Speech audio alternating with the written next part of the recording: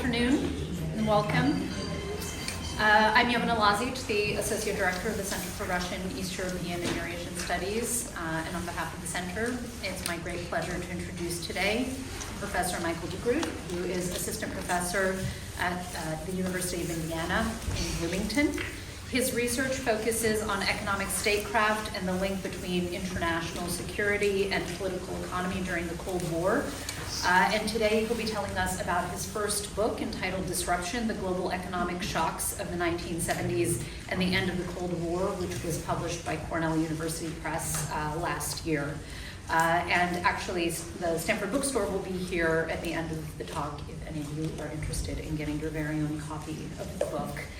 During this academic year, he is the W. Glenn Campbell and Rita Ricardo Campbell National Fellow at the Hoover Institution, and there he's working on his current project, which examines the geoeconomics of containment from the Bolshevik Revolution to the present day. So please join me in welcoming Professor DeGroot.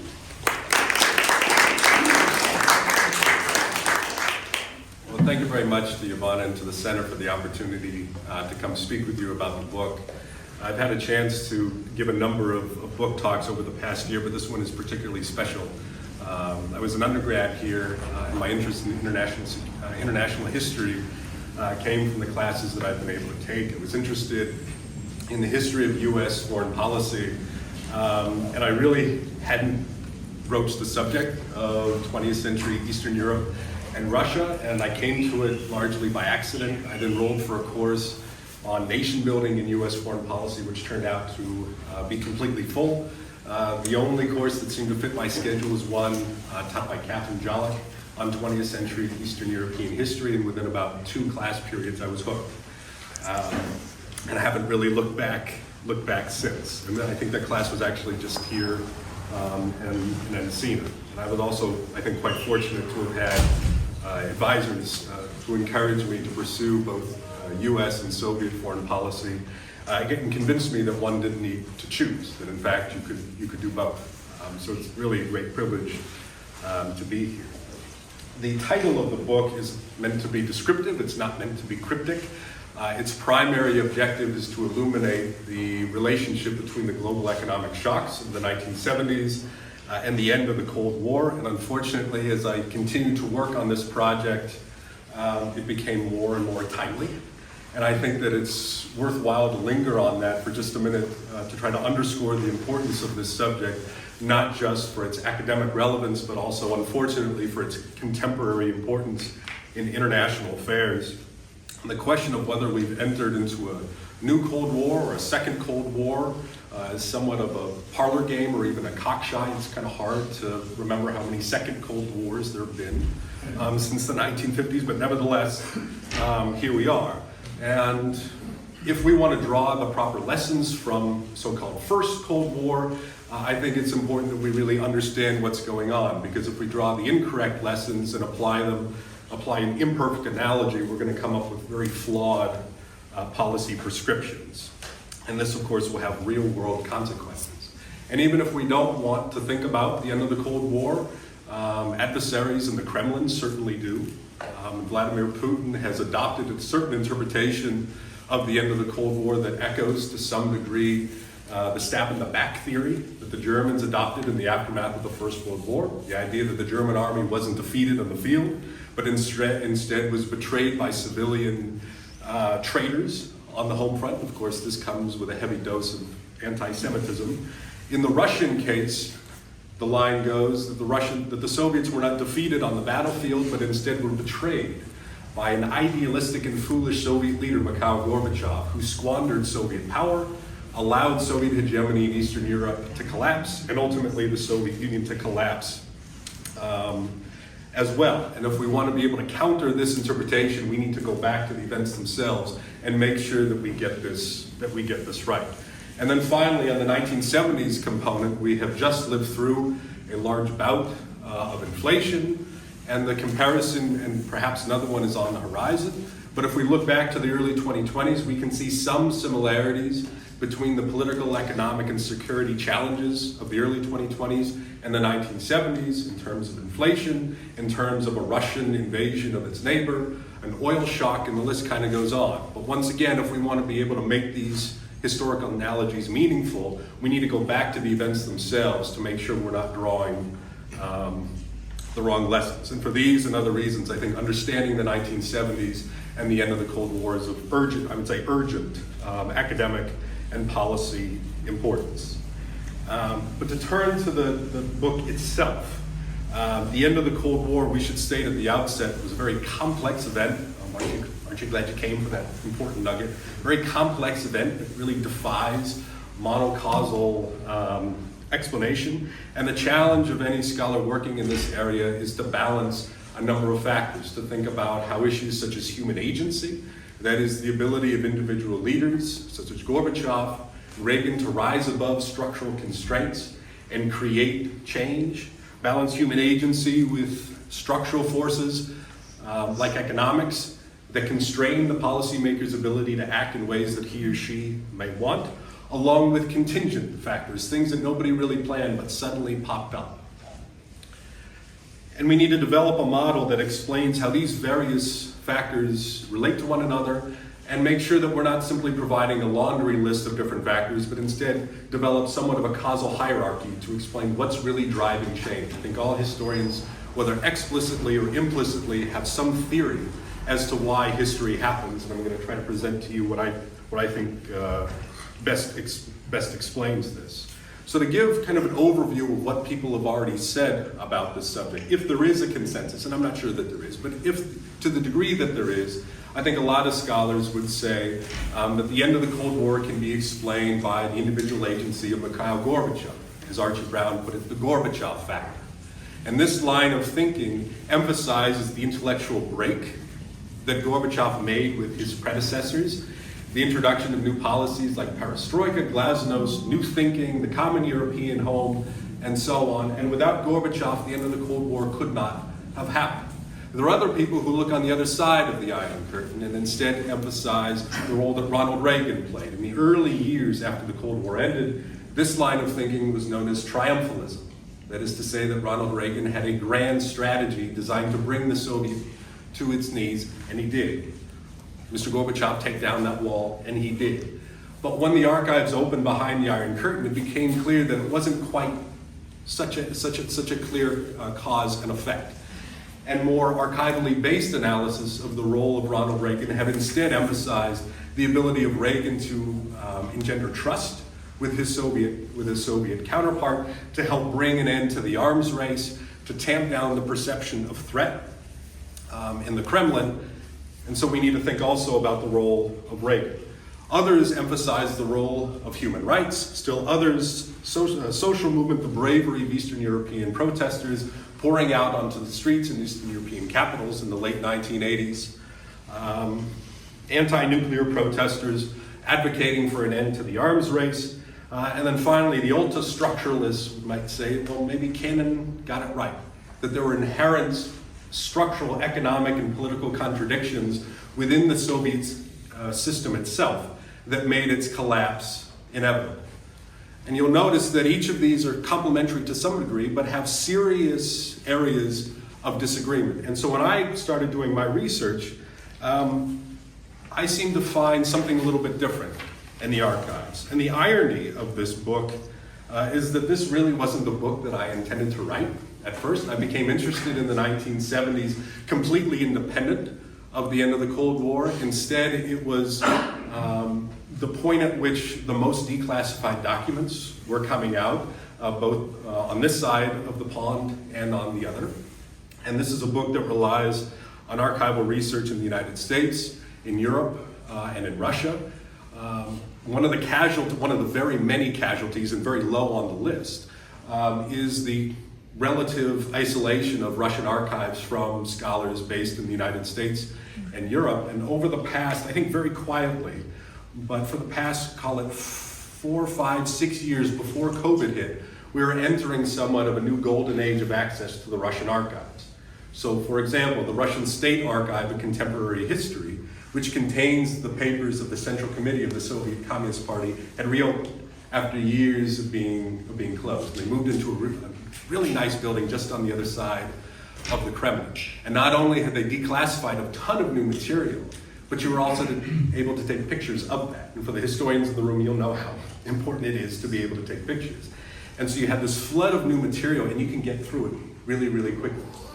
And this archive reopened in late 2018, early 2019. And I spent the summer of 2019 in that archive going through as much as I could find, most of which had never been seen by another scholar. And I thank my lucky stars every day that I went in 2019, because we know it's just around the corner. And I was actually in the process of moving from Philadelphia to my new position in Indiana, thinking, well, there's a lot on my plate for the summer, maybe I'll go and delay to the next year. But ultimately I did go, and I'm very glad that I did. And so after the COVID closures, and then of course the second invasion of Ukraine in 2022, a lot of that material was de facto closed to many scholars. I also came to the 1970s because of new directions, particularly by scholars of U.S. foreign relations. Daniel Sargent had published a book, A Superpower Transformed, which asked the question, what does the U.S. foreign policy look like if we look at it through the lens of globalization instead of the Cold War? What if we start looking at the cascading economic developments of the 1970s? What do we really learn about the 1970s? And this echoed for me because I came to this subject in the aftermath of the 2008 financial crisis. People began to wonder, why is it that capitalism didn't collapse in that aftermath? We began to see parallels, perfect or imperfect, with the 2008 crisis, the crises of the 1970s. Why are they so different than what came in the 1930s? So this is how I came to this subject. And as I was going through the materials, I realized that there was a big story here, trying to look at it through an economic lens that hadn't really become clear in the literature on the end of the Cold War. And what I noticed is that the 1970s really served as a fulcrum for so many different things. And we can see that the Cold War before 1970 was not the same as what we see in the 1980s, because during the first half of the Cold War, we can describe it very generally as a competition between two antagonistic but independent blocs, which had contradictory ideologies, visions of world order, social structure, political economy, and the like. But if we fast forward to the 1980s, we see something very different. Instead, the United States had all of a sudden reached the apex of its power by drawing on resources from abroad and empowering allies through its consumer demand and through its strengthened military umbrella. Where on the other hand, we see an anachronistic Soviet petro-empire, which is no longer independent, but had become utterly dependent on for its survival on the continued flow of credits from the Western world to maintain its living standards. So, just to repeat, we go from two independent blocs in the first half of the Cold War to the 1980s, where the Soviet bloc had become utterly dependent on the West for its very survival. And so in order to explain this, I think we need to look at the 1970s. And so if there's one big takeaway that I'd like you to have from this, it's that my answer to why the end of the Cold War happened was that the West was able to adapt to the global economic shocks very imperfectly and in ways that we're still dealing with here in 2025, whereas the Soviet bloc was not able to do this. And adaptation on the Western side provided leverage for the United States and its allies to exploit structural advantages, where on the Eastern side, it continued to narrow options and subscribed their flexibility. And just to be clear, this is not suggesting that the end of the Cold War was somehow inevitable or overdetermined, but we're just looking at the ways in which structural change enhanced American power and again, narrowed options for Soviet bloc officials in the 1980s. You sometimes see in the literature discussions about will Gorbachev align himself with the winds of change or push against it? And to me, the real question of why the Cold War ended should be, why are the winds of change blowing in this direction to begin with? Again, my answer goes back to the 1970s. So this book tries to explain why the West was able to endure, and then why was the Soviet bloc forced to fracture. So in order to make this case, I'm trying to trace together two separate processes. The first has to do with international political economy, and the second has to do with systems of alliances, the material foundation of the Warsaw Pact countries and the West. And in my view, and some would disagree with this, but in my view, the real crux of the Cold War was that neither the United States nor the Soviet Union believed that it could survive, that its way of life could survive at home if it were surrounded in a world dominated by its adversary. And so the policy prescription is to try to get allies to create a favorable balance of power to protect the way of life at home. And the framework in which I try to bring these two ideas together is what I call the welfare empire. Welfare empire, which is a concept that tries to bring together aspects of economics, ideology, and security. It describes the structure of Soviet bloc and Western internal hegemony. And the key here for this welfare empire is that the Soviet Union and the United States, as the hegemon within their respective blocs, disseminated resources, financial and material, in order to promote their allies' health. And so you might ask, why exactly are they doing this? And the answer is that both the United States and Soviet Union adopted very expansive mental maps of national security in the aftermath of the Second World War. And so just to do them each in turn, if we look at the American case, the primary lesson, that the United States learned from the Depression, from the Second World War, as Mel Leffler reminds us, is that never again could the United States allow a totalitarian power to seize the landmass of Eurasia. In the Second World War, this adversary was Imperial Japan and Nazi Germany. In the Cold War, it would be the Soviet Union. So what happens if this totalitarian power is able to seize Eurasia? It would be able to mobilize the raw material and skilled manpower, implement it into its own war-making machine, and project that power against the Western Hemisphere. And in response, the United States would be cut off from international trade. It would have to introduce legislation which would betray what contemporaries believed were the hallmarks of American life, that is, introduce conscription to build up the army to meet the challenge, curtail civil liberties to ensure that seditious activity could not be tolerated. And so in the event that the Soviet Union seized Eurasia, it could threaten the United States by war or also just the threat of war. And so what is the policy prescription to ensure that this doesn't happen? You need to tie the key industrial areas of Western Europe and Northeast Asia to ensure that that doesn't happen. That is the key. The boundaries, again, of American national security have moved from the Monroe Doctrine, the Western Hemisphere, into Western Europe and Japan as a consequence of this war. So in order to ensure that different varieties of democratic capitalism were able to thrive in Japan and Western Europe, the United States, the Truman administration, believed that it needed to accept certain disadvantages. It needed to allow its allies to put up tariff walls, trade discrimination to ensure that their industries could recover, and American exports would be put at a disadvantage. The United States accepted responsibility for the smooth functioning of the Bretton Woods system. The Bretton Woods system, its hallmark, its linchpin, was the fixed relationship between the dollar and gold at $35 per ounce. In turn, all other participating countries, their currencies were fixed to the dollar, not to gold, which means that they had the flexibility of devaluing when they wanted to increase their trade, their exports.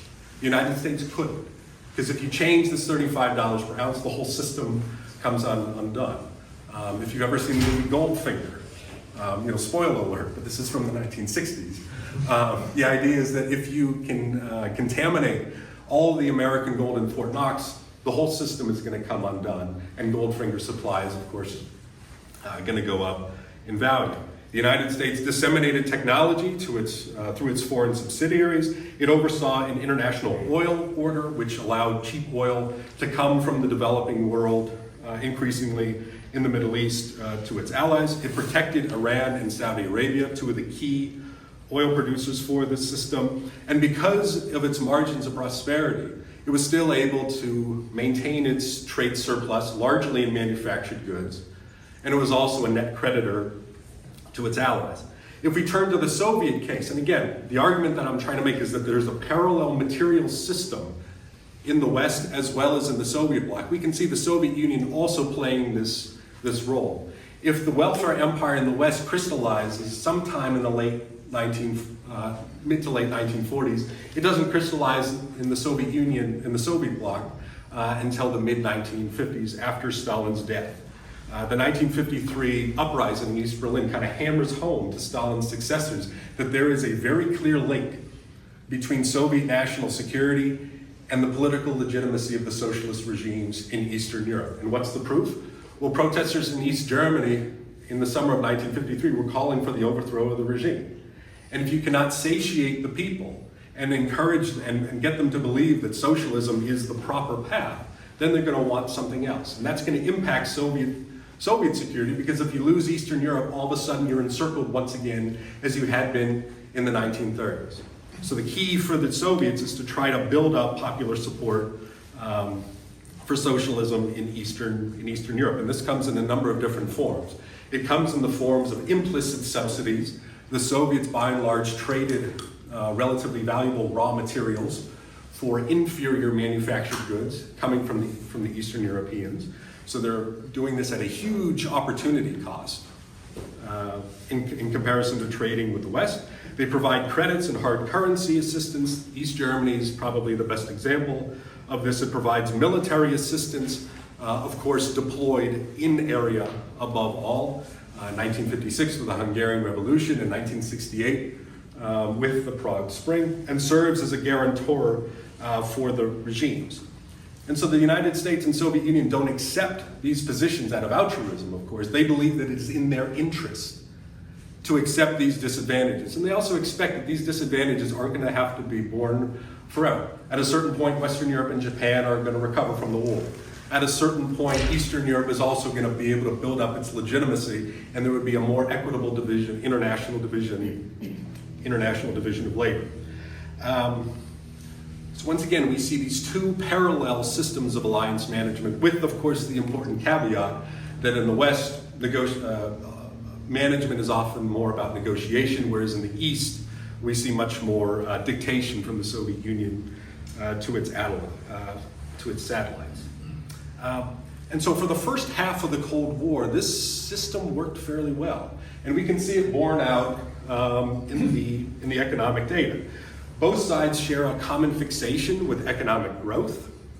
And economic growth, not just in these categories, but all around the world, reach historic levels. This is the golden age of capitalism, one of several golden ages of capitalism, just as there are several second Cold Wars. And you'll notice in each of these categories, these numbers are absolutely through the roof, right? In the 1950s and 1960s, and you'll notice the Soviet numbers and the Eastern European numbers rival that of the United States, Western Europe, and Japan's blowing everybody out of the water. And we can read this in a number of different ways. So the first way, everybody's high.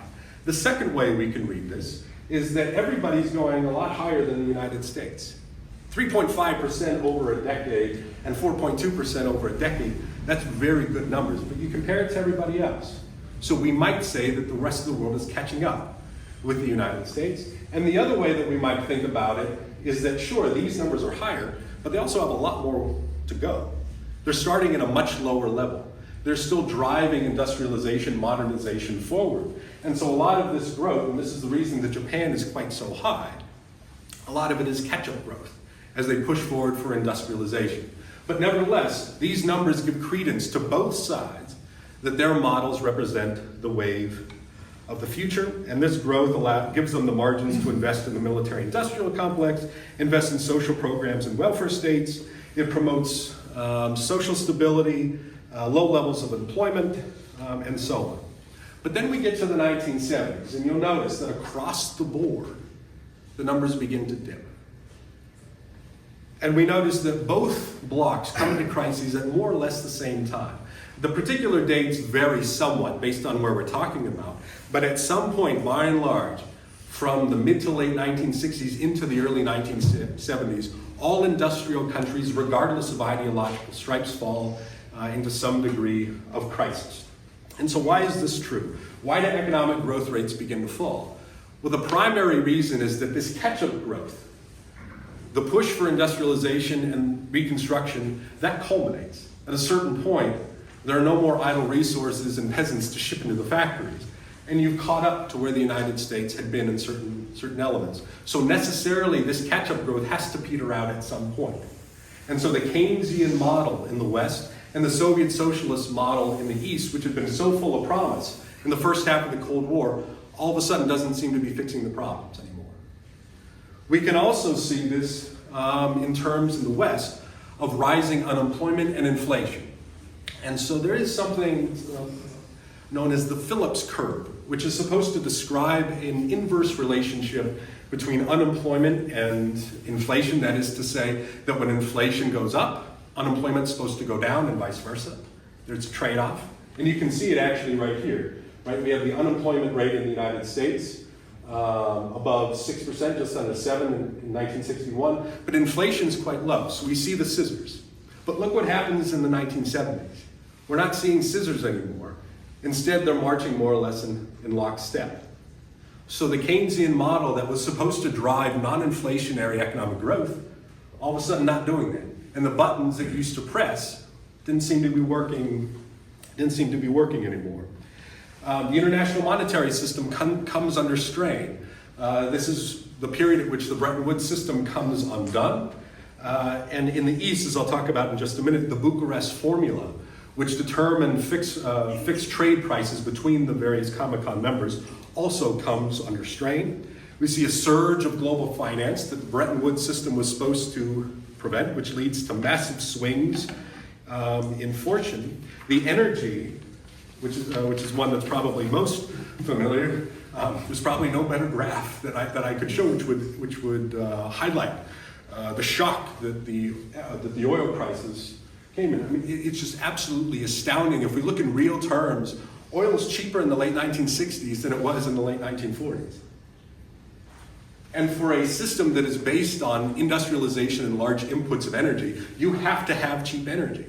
But look what happens in 1973, 74, and then again in 1978, 79. And as you can see in this cartoon, this isn't just an economic problem, but necessarily bleeds into absolutely everything. Right? So we're dealing with some major problems. And again, one of the key themes that I'm trying to develop here is that this is not just an economic problem, but has enormous security implications.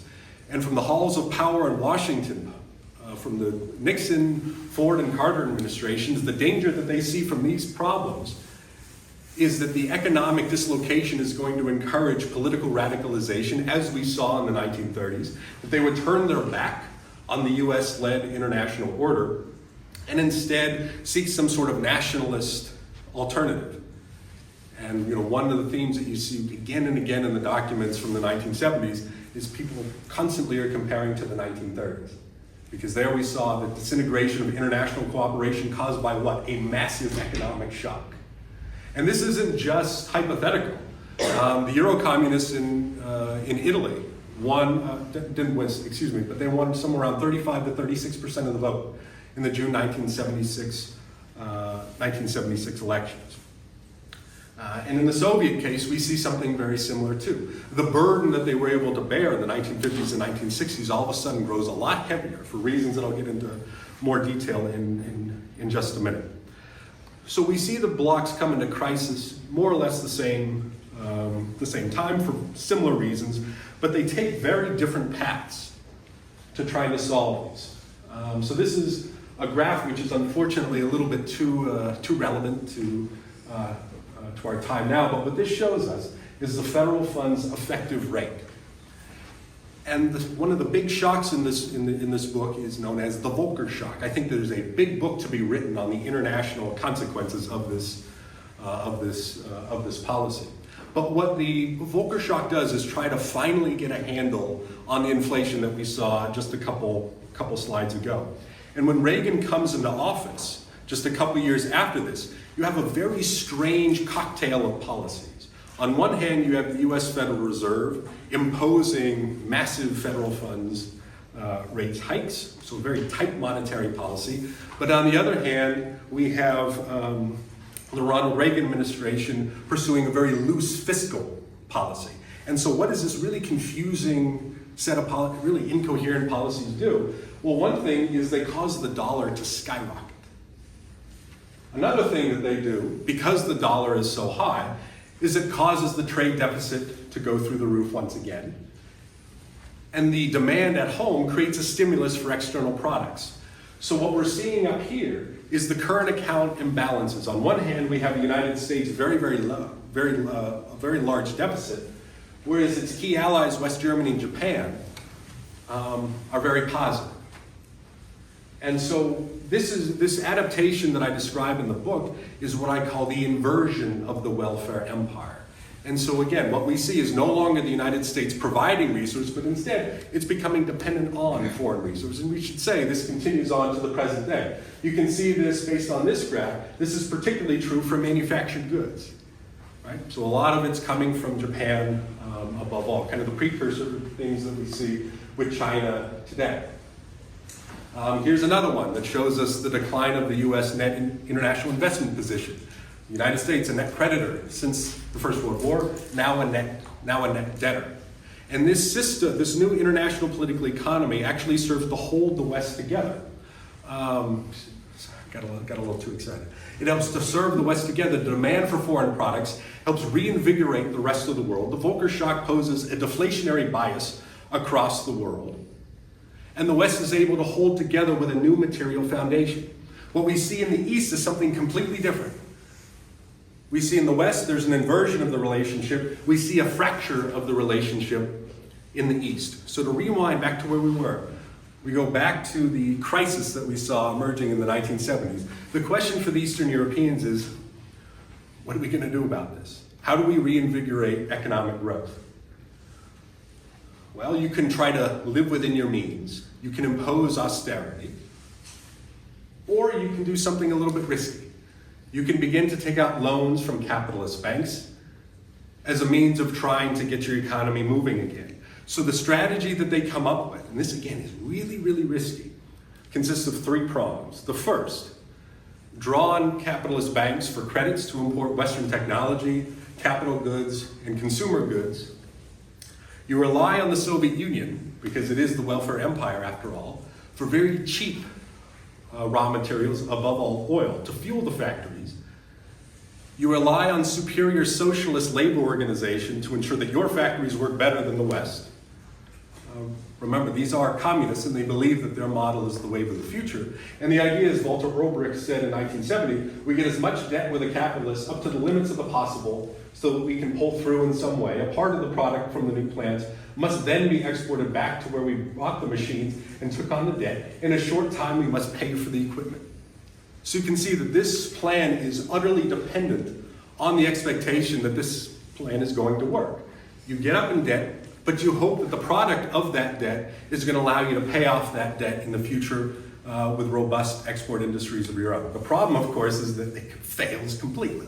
Nobody wants to buy East German widgets, right? You can get cheaper, better quality from the West and increasingly from the East Asian tigers and elsewhere in the developing world. But this is a key turning point because once again, we see a decision being made. Not live within your means, but instead draw on Western finance to try to reinvigorate the economy. A few years later, the oil shocks hit.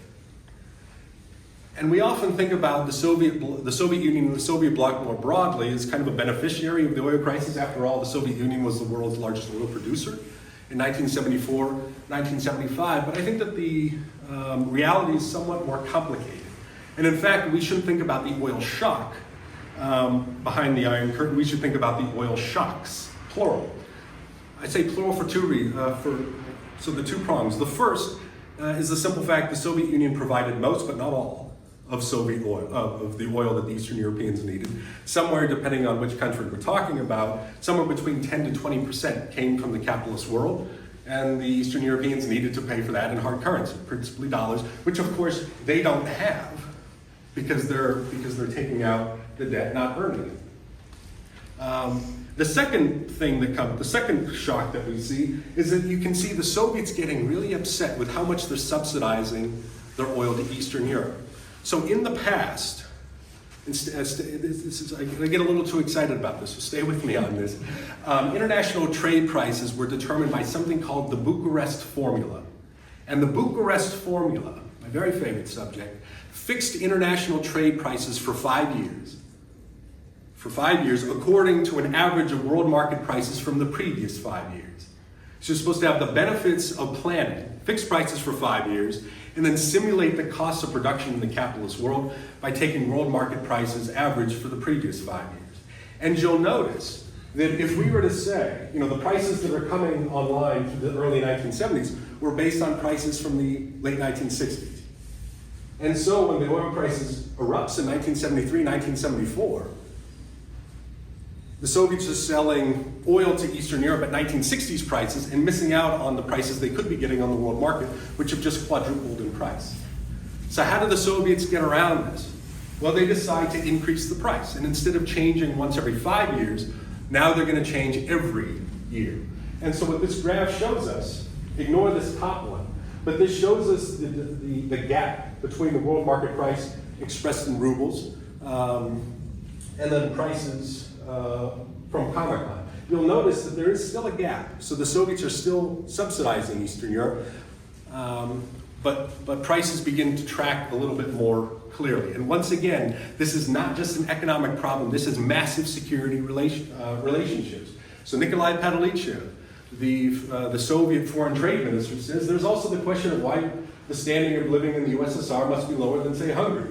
It is not enough to say that the USSR bears the military burden, or that it helps developing countries. The USSR has accepted this situation long enough. So the burden that they had been carrying, all of a sudden, they're not really willing to do this quite as much. On the other side, the Eastern Europeans are apoplectic, right? Because their whole system had been based on cheap Soviet energy, and now the Soviets are pulling the rug out of that thinking. World market prices must not have an effect on the inner fabric of the GDR. Otherwise, we might as well resign right now, and actually, we don't want to do that. So how did they get around? So how exactly do they get around this? Once again, we have a decision point. Do you want to try to live within your means, get down the debt, or do you want to continue to kick the can down the road? And guess which way they went? They continue to kick the can down the road. And so this debt, as Stephen Kotkin has put it, kind of turns into this Ponzi scheme, where new debt is taken on to help pay off the old debt. And so this can continue to go and go and go until, guess what? The Volcker shock hits, the thing we just talked about. All of a sudden, taking on new debt, very, very difficult. New loans kind of dry up, and we see a financial crisis erupt across much of the developing world, which is doing pretty much the same thing, along with Eastern Europe. So what we have here, national reserves is a share of debt maturing in one year. The category that I want you to pay attention to most is the first one, Eastern Europe, and compare it with developing countries excluding Middle Eastern countries. You exclude Middle Eastern because they have large trade surpluses. A lot of them anyway, are oil producers. We know that the 1980s are the so-called lost decade for the developing countries. So many IMF structural adjustment programs, et cetera, et cetera. So if they're in this shape, look at Eastern Europe. They're in deep trouble.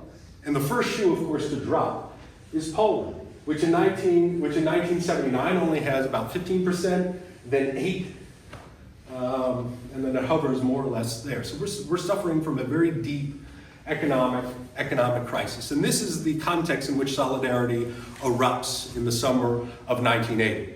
So the Polish leadership trying to get out of this, what does it do? It suppresses consumption by raising prices. Polish people don't like that, so they pour out onto the streets. And these economic demands all of a sudden turn political, and Solidarity and the Polish regime operate in just some sort of dual system of governance.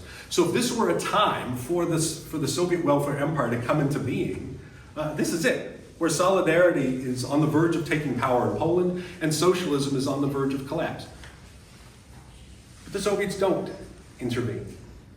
And why is that? Well, here we have Yuri Andropov, one of the architects of the Soviet invasion of Afghanistan just a couple years before, saying, I don't know how matters will develop in Poland, but even if Poland comes under the authority of Solidarity, that will be one thing. But if the capitalist countries fall upon the Soviet Union with various kinds of economic and political sanctions, then that will be very difficult for us. We must show concern for our country, for the strengthening of the Soviet Union. That is our main line.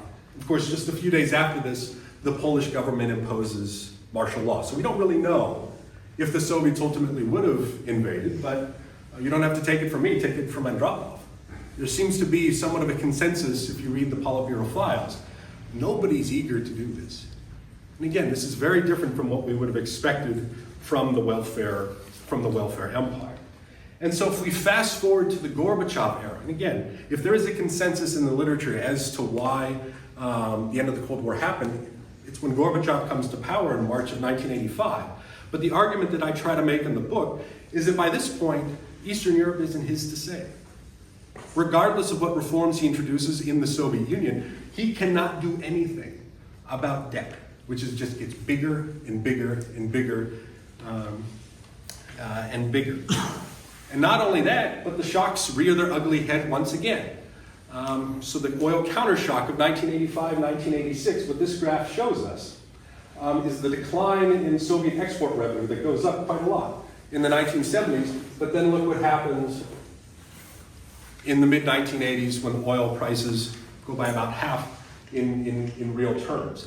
The other thing that I think scholars often miss, and this is why it's important to get into the finance, most of this oil is being traded in US dollars. And this is precisely the point. If you remember, the interest rates help the dollar go up. This is relative to the Deutsche Mark relevant because that's most of the imports that the Soviet Union's getting.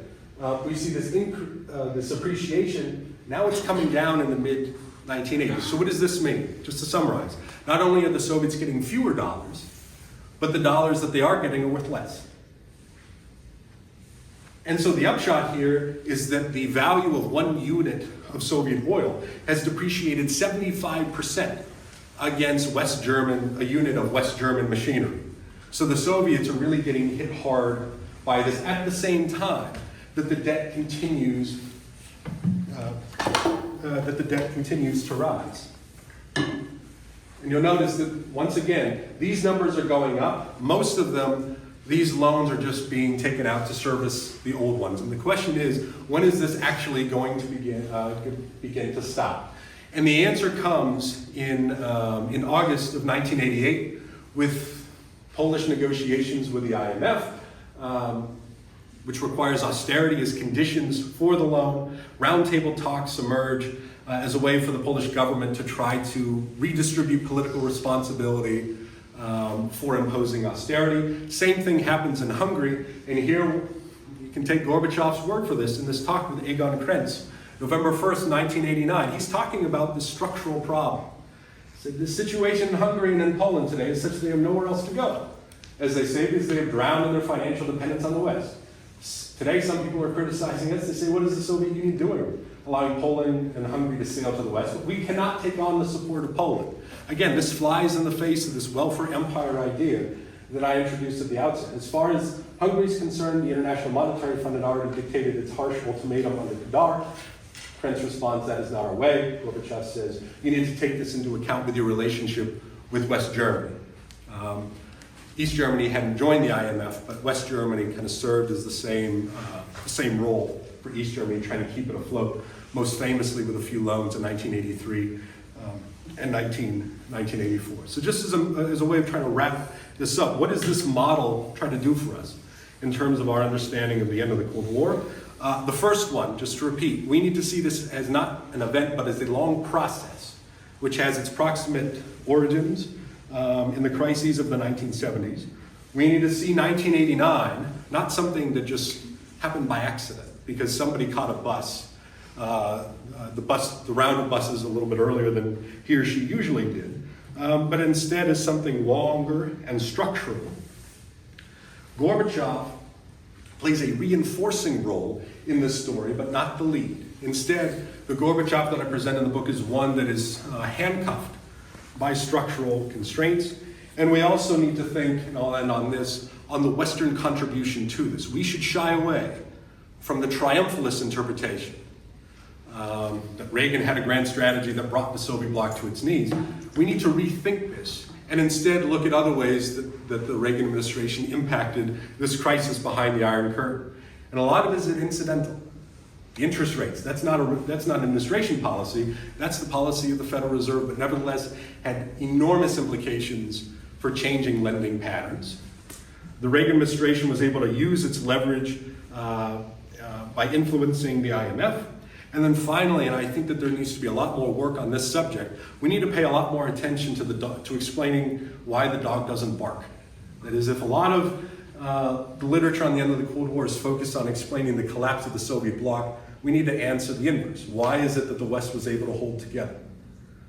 And so this is also one of the tasks that I tried to accomplish in this book. I think I'm a couple minutes over, but I'll stop there. Thank you for spending the early afternoon with me, and I'd be happy to answer any questions you have.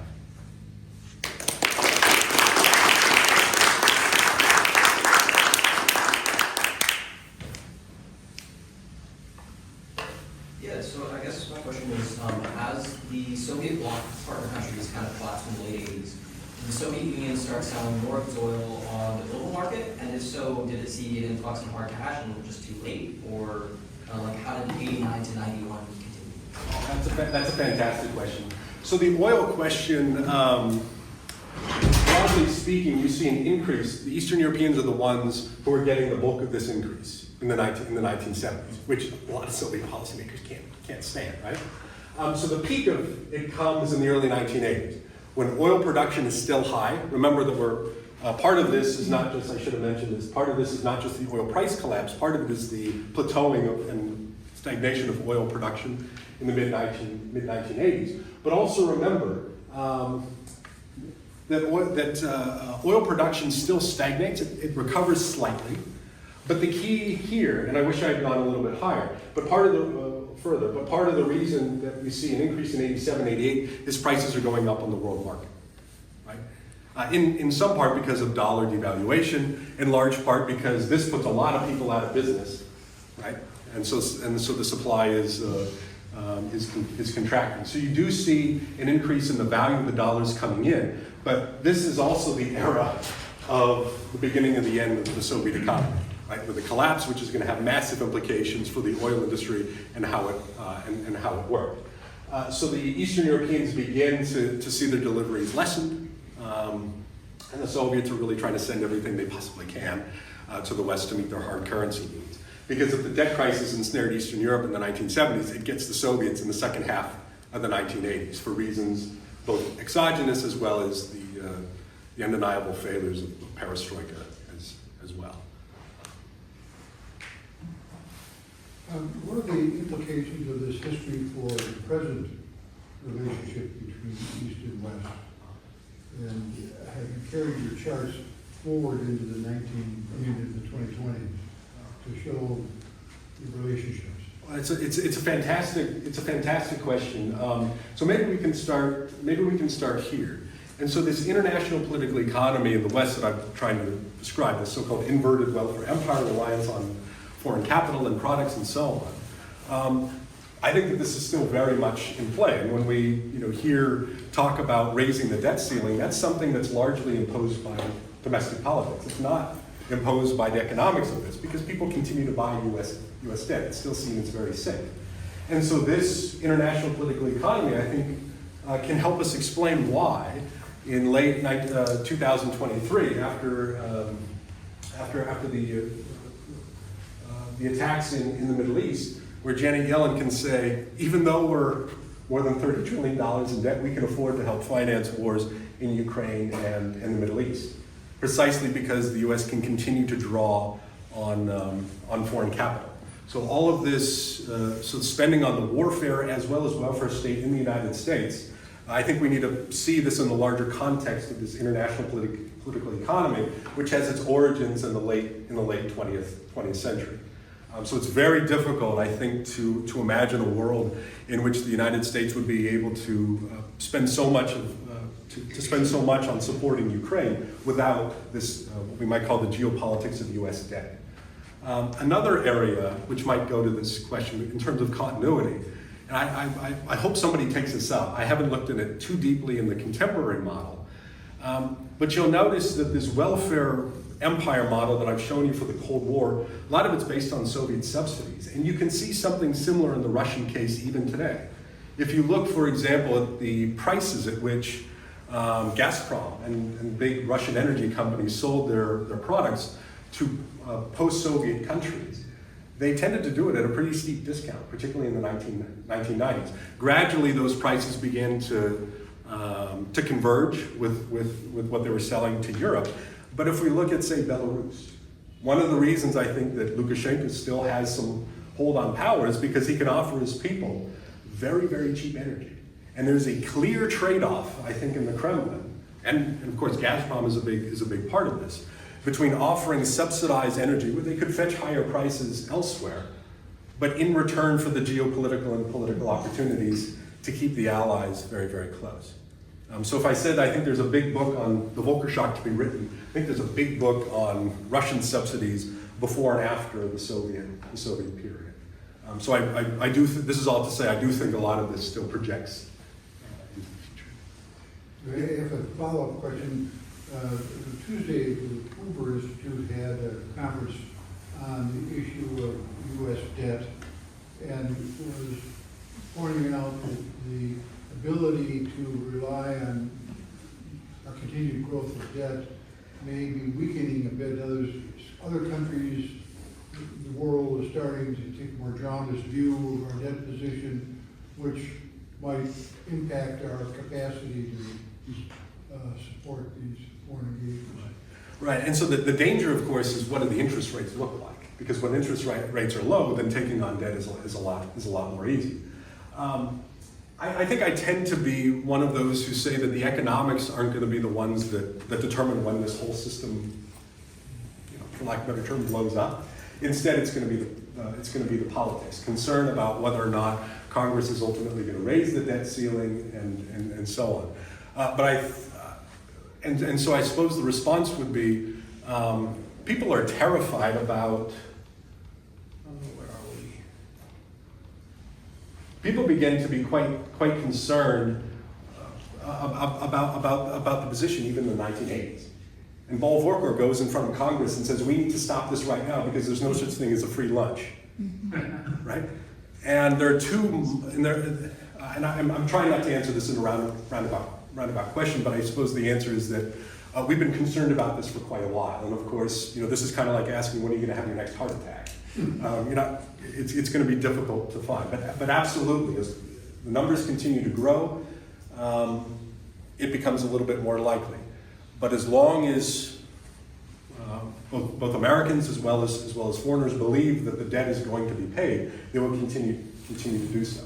So when exactly is the breaking point? That's why I'm in history. I should follow up and say that in that same discussion, the afternoon session, talked about artificial intelligence as the key to solving a lot of the concerns about the debt session in the morning. So Yeah. the arguments on both sides. Yeah. No, it's a big problem, and I'm glad I don't have to solve it. This is fascinating, and you put great stress on structural explanation.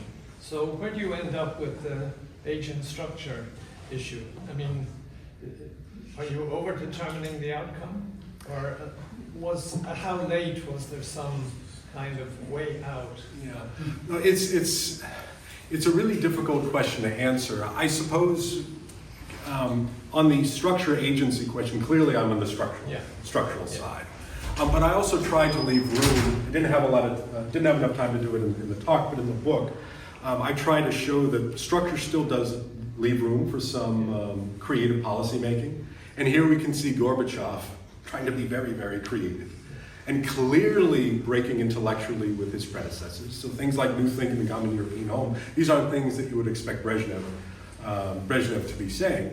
The problem is, in my view, that regardless of what proposal he's putting forth, people aren't really buying it very much. The vision, his New World Order, to steal a phrase from James Graham Wilson, his New World Order that he introduces in '88 becomes a slogan, and Bush's becomes reality. And I think a lot of it has to do with the material strength that the West has vis-a-vis the East. So where do we see key turning points? I think the first big one is the decision to take on debt.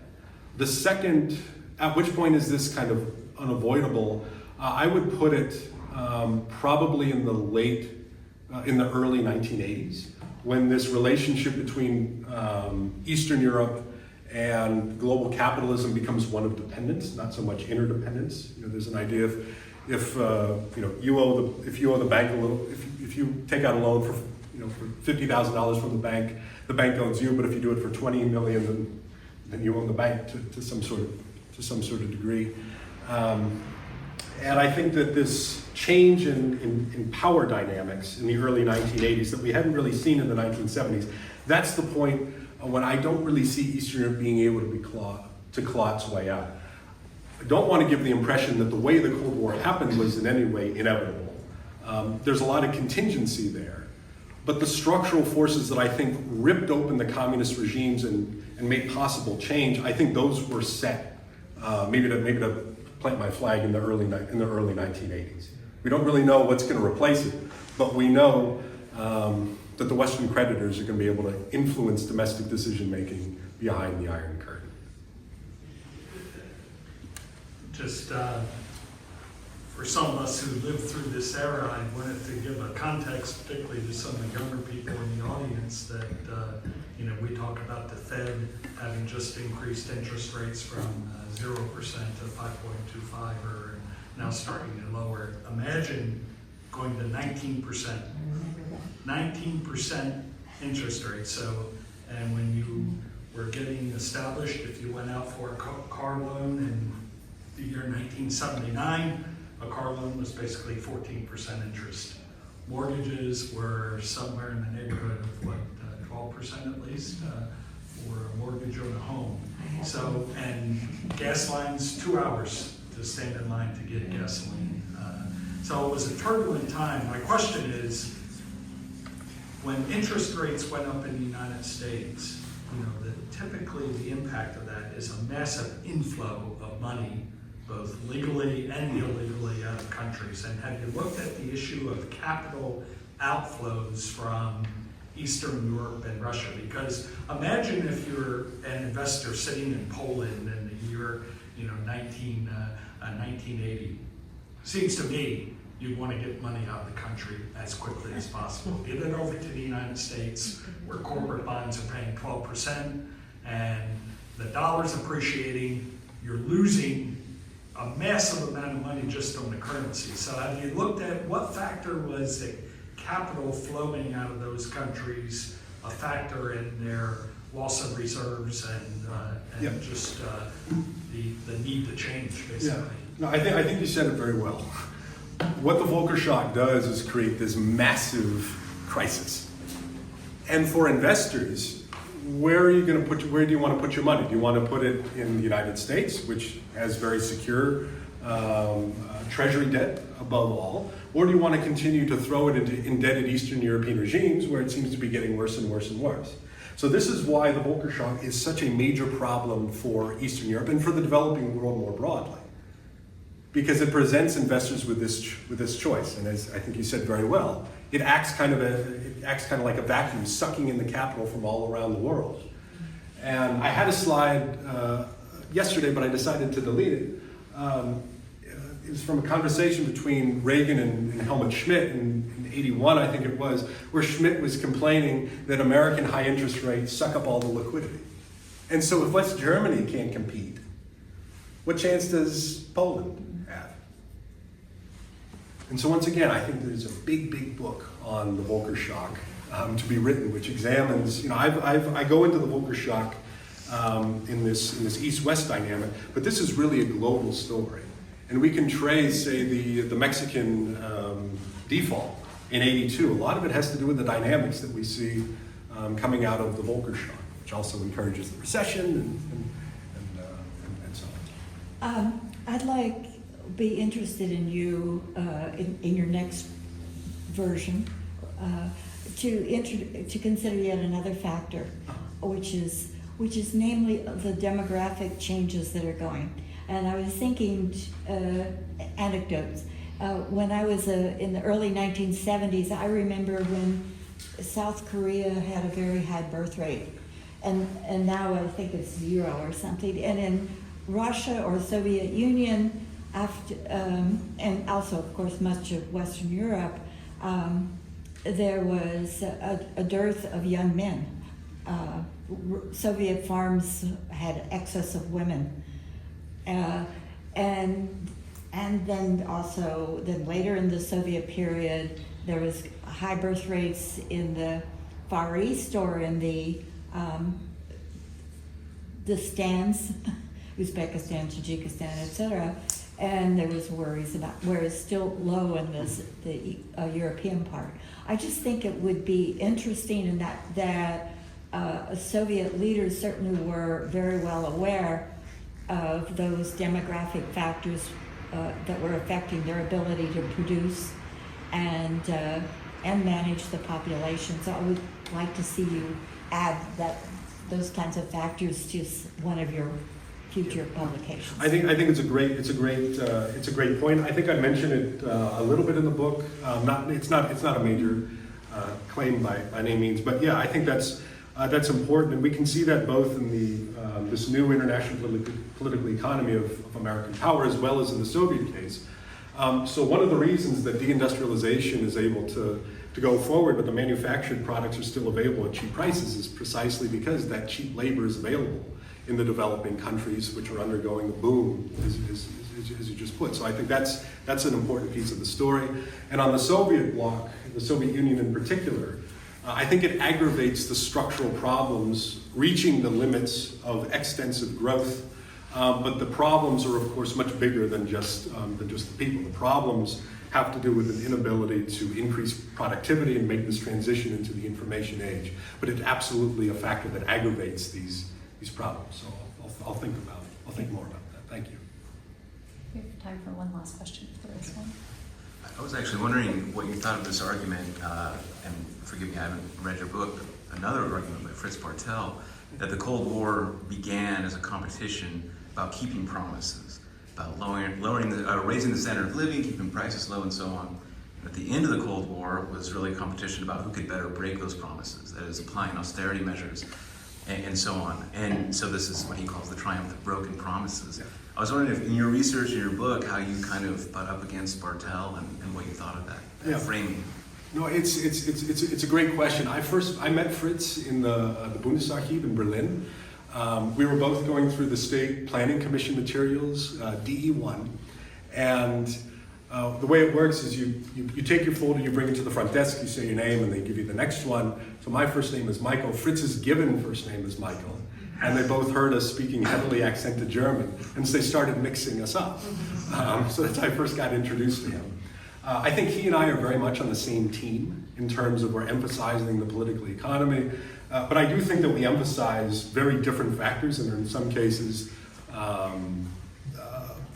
not in agreement in certain areas. So one that I might bring up is that his book kind of takes off in the 73 oil crisis, whereas I see the origins a little bit earlier.